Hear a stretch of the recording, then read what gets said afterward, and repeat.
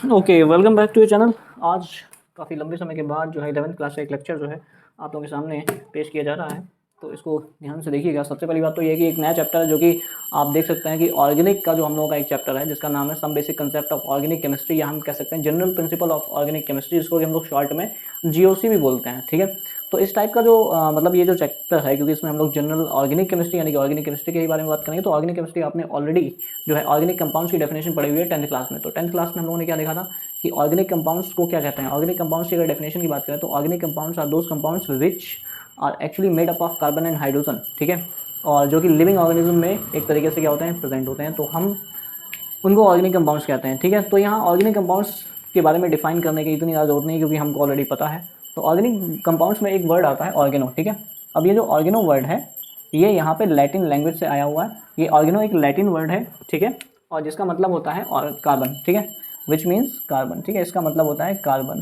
तो कार्बन मतलब होता है इसका, यानी इस तरीके से हम ये कह सकते हैं कि जितने भी ऑर्गेनिक कंपाउंड होते हैं वो सारे क्या होते हैं, कार्बन के कंपाउंड्स होते हैं। तो कार्बन के कंपाउंड्स को हम लोग क्या कहते हैं, ऑर्गेनिक कंपाउंड्स। और ऑर्गेनिक कंपाउंड्स की स्टडी हम लोग जिस ब्रांच में करते हैं उस केमिस्ट्री को हम लोग कहते हैं ऑर्गेनिक केमिस्ट्री। तो इस तरीके से ऑर्गेनिक केमिस्ट्री के बारे में आप अच्छी तरीके से समझ गए होंगे, आई होप सो। ठीक है, उसके बाद में हम बात करते हैं यहाँ पे ऑर्गेनिक केमिस्ट्री की। जब हम बात करते हैं तो ऑर्गेनिक केमिस्ट्री में एक नाम आता है कि सबसे पहला जो ऑर्गेनिक केमिस्ट्री में सबसे पहला ऑर्गेनिक कंपाउंड जो कि लैब में प्रिपेयर किया गया था, इट वाज द यूरिया। ठीक है, सबसे पहला कंपाउंड जो कि ऑर्गेनिक कंपाउंड जो लैब में प्रिपेयर किया, it was urea and it was prepared by the Wohler. ठीक है, फ्रेडरिक वोहलर, और इन्होंने अमोनियम आइसोसाइनेट से जो है इसको प्रिपेयर किया था, NH4 ट्वाइस NCO। ठीक है, तो इस तरीके से हम देख सकते NH4 ट्वाइस NCO, ठीक है, ये होता है NH4 NCO होता है, सॉरी। तो इस तरीके से ये हमें कुछ थोड़ा मोटा छोटा मोटा हाईलाइट जो है हमें पता होना चाहिए। उसके बाद अब बात करते हैं कि भाई क्या क्या देखना है। सबसे पहली बात तो इसमें छोटे मोटे पॉइंट्स आएंगे जो कि हम लोग ऑलरेडी 10th क्लास में पढ़ चुके हैं। कार्बन की कुछ प्रॉपर्टी, कार्बन टेट्रावैलेंस। ठीक है, टेट्रावैलेंस का मतलब क्या होता है कि कार्बन जो होता है, कार्बन हमेशा ही 4 बॉन्ड बनाता है। क्यों? क्योंकि कार्बन का एटॉमिक नंबर 6 होता है और इसके बैलेंस सेल में 4 इलेक्ट्रॉन होते हैं। ठीक है, 2 and 4, 4 इलेक्ट्रॉन होने की वजह से इसकी वैलेंसी कितनी होगी, 4 होगी, और ये हमेशा कितने बॉन्ड बनाएगा, 4 बॉन्ड बनाएगा। इसी को ही हम लोग क्या कहते हैं, टेट्रावैलेंस ऑफ कार्बन। ठीक है, तो बस यही इसको डिफाइन कर देना है। उसके बाद इसमें एक नई आती है जिसको हम क्या कहते हैं, कैटिनेशन।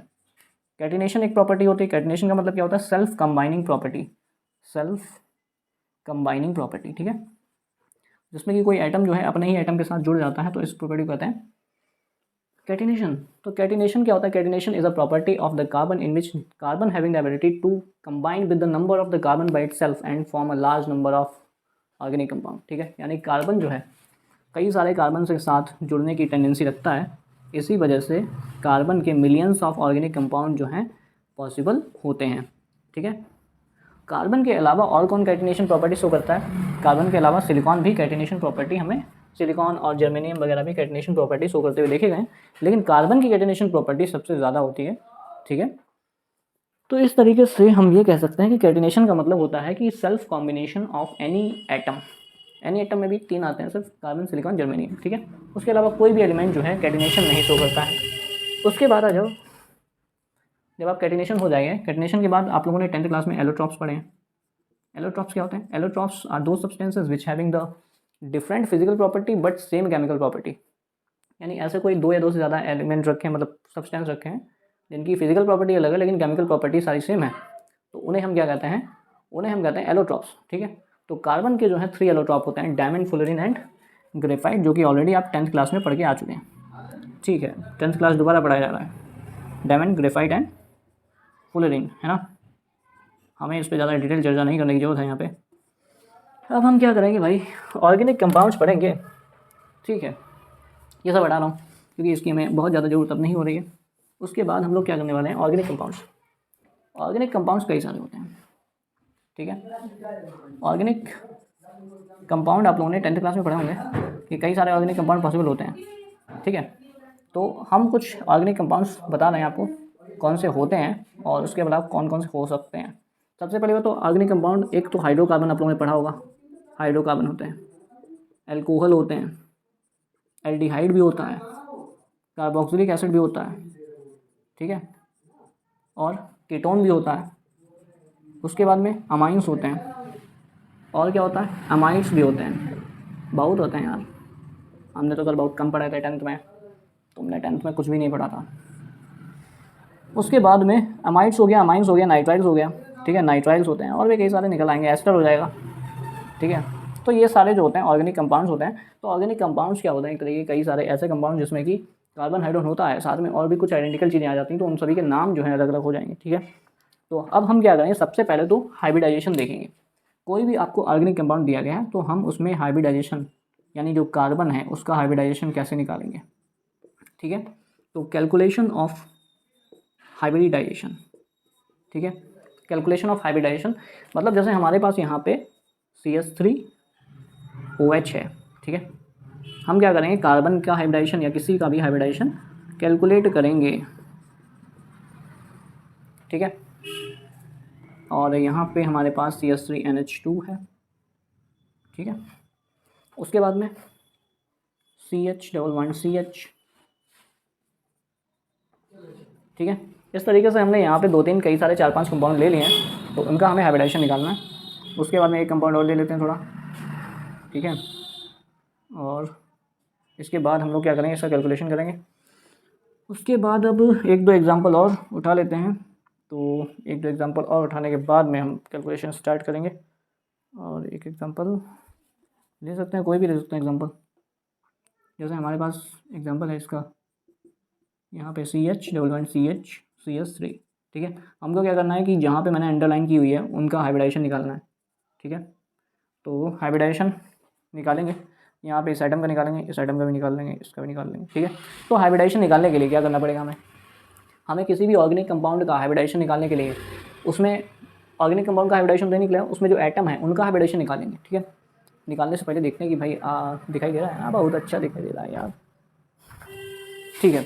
तो हमको क्या करना है कि यहाँ पे एटम्स के हाइब्रिडाइजेशन निकालने हैं इस कार्बन का। अब हाइब्रिडाइजेशन निकालने के लिए क्या करोगे, Z = lone pair plus bond pair, ठीक है। ये तरीका हम लगाएंगे मतलब, ठीक है।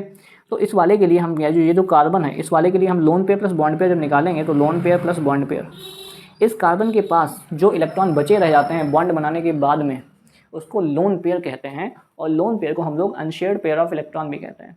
ये बात तुमको नहीं पता होगी, कोई बात नहीं, छोटी छोटी चीज़ें और बड़ी बड़ी चीज़ें भूल जाते हैं लोग, छोटी छोटी चीज़ें याद रखते हैं। तो हमको क्या करना है कि यहाँ पे लोन पेयर देखना, तो लोन पेयर तो इसका 0 है। और यहाँ पे इसके बाद हम देखेंगे कि इसके सराउंडिंग आइटम कितने हैं। सराउंडिंग आइटम का मतलब इसने बॉन्ड कितने बनाए, तो 3 तो हाइड्रोजन से बॉन्ड बनाए और 1 ऑक्सीजन से बॉन्ड बनाए, तो टोटल 4 बॉन्ड बनाए। तो इसका Z फैक्टर कितना है, 4। और जिसका Z फैक्टर 4 होता है इसका मतलब 4 ऑर्बिटल उसमें ओवरलैप किए गए हैं। इसका मतलब कौन सा हाइब्रिडाइजेशन हो जाएगा, sp3 हो जाएगा, ठीक है। आई होप आपको ये समझ में आ गया होगा, ठीक है। उसके बाद हम लोग क्या करेंगे, उसके बाद हम लोग इस वाले में चलते हैं क्योंकि इसमें सभी के हाइब्रिडाइजेशन एक ही ऐसे हैं, ठीक है। इसमें क्या करोगे, आपको मैं बताता हूँ कि हाँ ऐसे बना सकते हैं इसको, बिल्कुल बना सकते हैं। तो इसका मैं Z फैक्टर जब निकालूंगा तो lone pair plus bond pair, lone pair तो इसके पास 0 है, बॉन्ड पेयर का मतलब होता है सराउंडिंग आइटम। तो एक आइटम ये है, एक ये है और सराउंडिंग आइटम दूसरा ये है, ठीक है। तो इसके सराउंडिंग आइटम 3 हैं, तो 3 आ जाएगा। और 3 पे क्या होता है, sp2, यानी इसका हाइब्रिडाइजेशन क्या है, sp2। इस वाले कार्बन का हाइब्रिडाइजेशन sp2 है, ठीक है। उसके बाद देखो यहाँ पे lone pair plus bond pair, जो Z = lone pair plus bond pair लगाएंगे। तो लोन पेयर यहाँ पे नाइट्रोजन, देखो नाइट्रोजन पे भैया हमेशा एक लोन पेयर होता है, 3 बॉन्ड बनाता है, 5 होते हैं, 2 बच जाता है तो एक लोन पेयर बन जाता है, ठीक है। लोन पेयर एक हो गया, बॉन्ड पेयर कितने हैं, बॉन्ड पेयर मतलब सराउंडिंग आइटम, 2 हाइड्रोजन है 1 कार्बन है, तो कितना हुआ है 3, टोटल 4। हाइब्रिडाइजेशन क्या हो जाएगा, sp3, यानी इस वाले मॉलिक्यूल में इस नाइट्रोजन का हाइब्रिडाइजेशन sp3 है, ठीक है। इस तरीके से इसमें निकालोगे तो इसमें जो है यहाँ पे हाइड्रोजन ऐसे बना सकते हैं बिल्कुल। तो यहाँ पे Z फैक्टर क्या होगा, lone pair plus bond pair, lone pair 0 होगा और बॉन्ड पेयर कितना, एक आइटम ये जुड़ा है, एक आइटम ये जुड़ा है, एक आइटम ये जुड़ा है, 3 जुड़े हैं। तो Z हमारा कितना निकल के आएगा, sp2, यानी यहाँ पे भी हाइब्रिडाइजेशन क्या निकल के आया, sp2, ठीक है। इस वाले नाइट्रोजन का हमें निकालना है, तो इसका जो Z होगा वो लोन पेयर तो यहाँ पे 1 दिख रहा है, बॉन्ड पेयर कितने हैं, बॉन्ड पेयर मतलब सराउंडिंग आइटम कितने हैं, तो सराउंडिंग आइटम एक ये है और एक ये है, 2 हैं।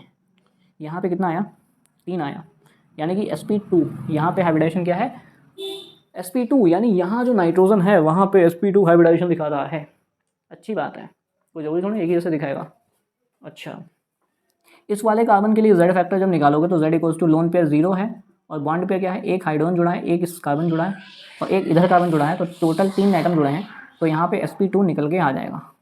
इस वाले के लिए अगर निकालोगे तो लोन पेयर तो 0 है, बॉन्ड पेयर कितने होंगे, मतलब कितने बॉन्ड एटम जुड़े हैं, तो 3 atom hydrogen, 1 atom carbon, total 4 atom, sp3 hybridization हो गया, ठीक है ना। इस तरीके से ये जो तरीका है हम लोग क्या करेंगे, किसी भी ऑर्गेनिक कंपाउंड में हाइब्रिडाइजेशन कैलकुलेट किया जाता है, ठीक है। आई होप आपको ये सब चीज़ें समझ में आई होंगी। इसी तरीके से हम लोग क्या करेंगे, वन बाय वन छोटे छोटे वीडियोस जो हैं लेकर के बड़े बड़े चैप्टर्स कंप्लीट करेंगे, ठीक है। उससे पहले भी कई सारी चीज़ें पढ़ी हैं, बट आप क्या करें देखने में इंटरेस्टेड अगर हो तो देख सकते हैं। Thank you so much for watching.